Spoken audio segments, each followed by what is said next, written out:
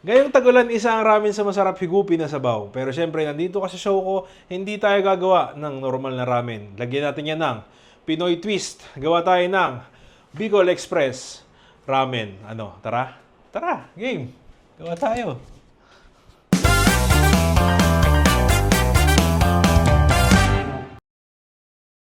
So dito nagpakulo lang ako ng tubig.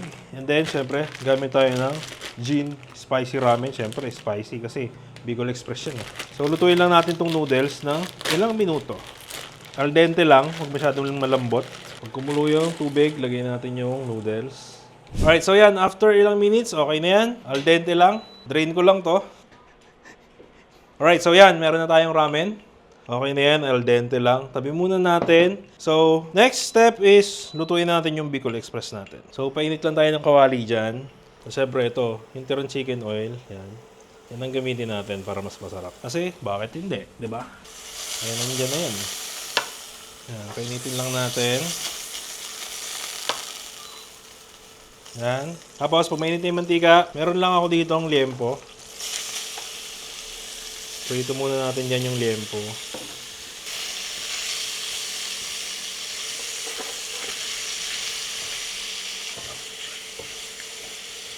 Tayo lang natin mag-brown ng konti.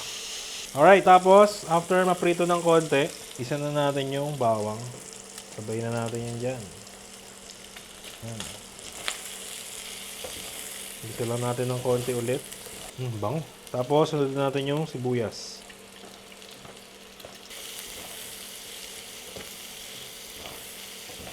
Yan. Tapos, sunod na rin natin itong sili. Green, tsaka red. Para may kick na. Gisa pa lang. Bango. After nyan, impla natin ng konting patis. Yan. Tapos, konting yam-yam. Konti lang. Yan. Tapos, paminta. Yan. Suluin lang.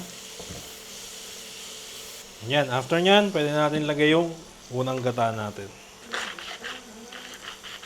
Yan, gumamit lang ako dito ng Coco Mama na instant gata. Goods din to, sarap to. Alright, tapos dagdagan lang natin ng konting tubig para lumambot yung pork. So itong unang gata natin, pagmamantikain natin to para makuha natin yung sarap nung nagmamantikang gata. And then maglalagay tayo ulit ng gata. Ito naman yung magsisilbing sabaw natin para sa ramen. So yan, papalambutin ko lang muna to and then balikan nyo ako mamaya. Right. Alright, so yan, after nating mapakuluan and mapalambot, yan, medyo naiga na siya, yan, no? Kita mo ba yan? Mamantika na ang ating Bicol Express. Yan, no? Dito pa lang okay na to, eh. Pwede nga natin gawing ramen. Sayang eh, no? Ulamin na natin. Yan, no? Yan, so pag namamantika na ganyan, it's time. Alright, so yan, after nyan matuyuan, lagay na natin yung pangalawang gata. This time, hindi na natin siya tutuyuin. Ito na yung magsisilbing sabaw ng ramen natin. Yun pala yun. Ayun yung iniisip ko kanina eh. Kasi ang Ano ramen masabaw eh. Tapos naiga. Oo, tapos iga. Kaunting tubig, haluin lang ulit natin. So, Alright, okay na yan. Tapos, pakuluan na lang natin ng konting-konti yan. Tapos, pwede na yan. Nag-assemble na tayo. So, dito, assemblein na natin. Ito yung soft-boiled egg natin. Pakuluin nyo lang ng 6 minutes. Tapos, after 6 minutes, tanggalin sa kumukulong tubig and lagay nyo sa tubig na may ice para matigil na yung cooking process niya. Para ma-achieve nyo yung runny yolk sa loob. Soft-boiled egg. Soft-boiled ba? Uy. sarap. Soft-boiled. Yan. Okay naman. Okay naman. It's time. Alam mo yung sa ramen, Alin? ayun yung parang base nila. Tapos tsaka nila lalagyan ng broth. Yes. Actually, kaya ako naisip to kasi dahil dun sa Thai curry ramen. Sarap na. Okay na to. So, ito, plating na tayo. So, lagay ko lang yung mga karne. Lagyan natin ng karne. Ayan. Siyempre, atin yan. Tayo rin ng mga kain yan. Damihan natin, diba? Hindi naman pambenta yan eh. Tapos, yan. Lagyan natin ng sabaw. Ano? Sarap.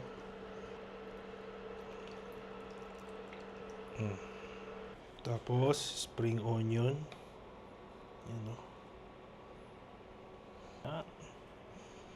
Sarap nyo, gagi. Sarap tingnan, lasa. Sarap kaya? Sarap Malalaman. Alright, ito na yung ating Bicol Express Ramen. Ayan o.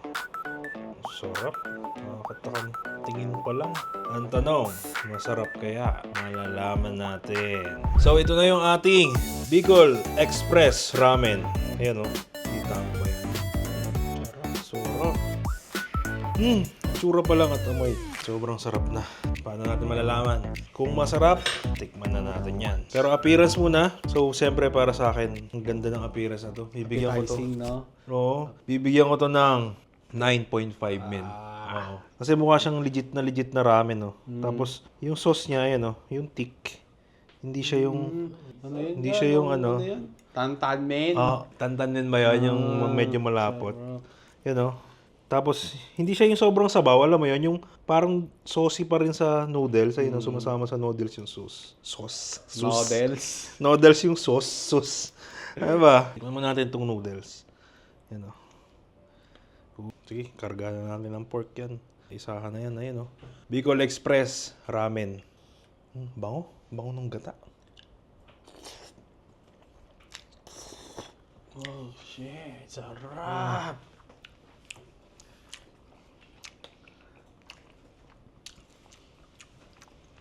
Promise. Pera biro. Gagi. Ina-absorb nung ano natin, ng noodles natin yung sabaw.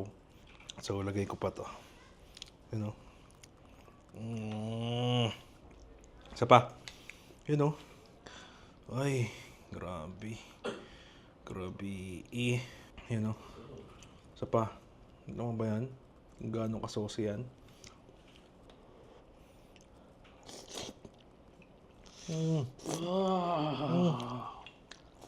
Sarap sa. Tapos follow up ka ng egg. Ay! Sarap sa. Legit. Ang dito. Ito men, kahit busog ka. Ako busog na busog ako yan. Look at the plate, guys. Sarap. Look at the plate. Sarap yan.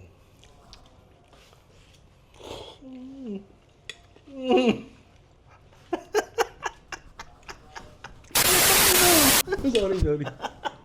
Yun lang, perfect bite muna tayo. Perfect bite. Sama mo na ito. Sama mo na ito. Yan. Tapos, sandukin mo yung itlog. Yan, sige. Sama mo lahat. Oh, ang sarap. Oh, yun oh. Uy. Sarap naman yan. Ayun na. Wait lang ha, last ko ha. Kasi hindi ko talaga maano yung lasa eh. Parang walang lasa sa Pero sa wala akin. lasa. Sige, tikman mo pa. Yun o. Tignan mo. Grabe. Grabe.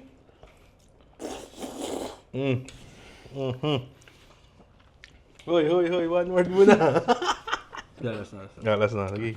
Sorry.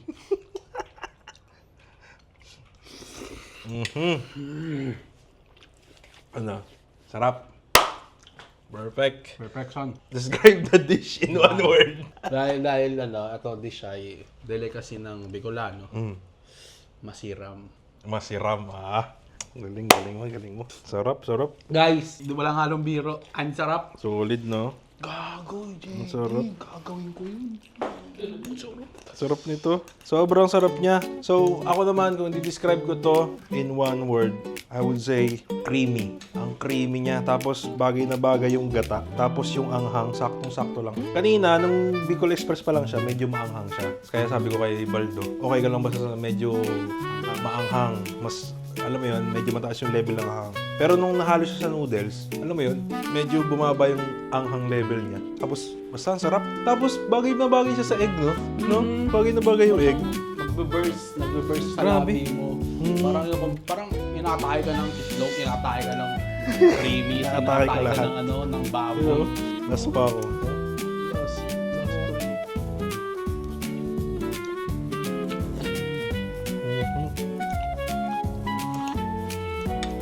Sobrang sarap. Rate ko dito, 9.7 out of 10. Tira ka lang ng 0.3. Pero, wala akong masabi. Pero sobrang sarap, promise. Lagi sarap. Try nyo na to. Bicol Express Ramen. Sobrang solid, men. At kung meron ka rin mga weird food combinations o kakaibang pagkain na alam, comment mo dyan sa baba. Malay mo, try natin dito next time. Hanggang sa muli, ako si Jed, nagsasabing pag boring ang ulam, mag-diet ka na lang dito. Welcome sa show, dito pangkaraniwan. Tingin ng ulam, Hirap kahit mag-diet pag ganyan yung makasalanan. ulam. Camera lights, tapos kain ka agad. Kung supply, but solid bawat kagat. Welcome sa show, dito pangkaraniwan. Tikim ng ulam, kahit makasalanan.